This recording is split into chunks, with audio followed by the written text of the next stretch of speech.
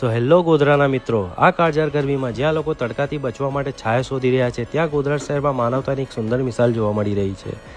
BN ચેમ્બરના Jitubhai સાવલાની, Kiranbhai સિકલાની અને તેમના સભ્યો દ્વારા ગોધરા ખાતે લોકો માટે મફત ઠંડી છાશનું વિતરણ કરવામાં આવ્યું છે.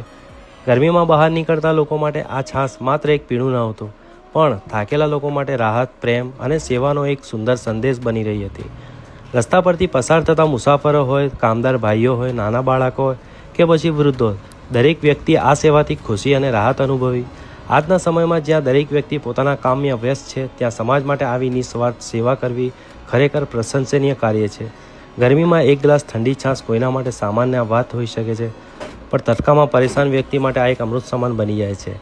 ગોધરા શહેરમાં આવી સેવા અને માનવતા હંમેશા માટે જીવંત રહે એ શુભેચ્છાઓ અને આવા સેવાભાવી લોકો માટે એક દિલથી સલામ. જો તમને પણ આ સેવા ગમી હોય તો વિડીયોને લાઇક, શેર કરો અને કમેન્ટમાં જરૂર લખો હ્યુમેનિટી સ્ટીલ એલાઇવ.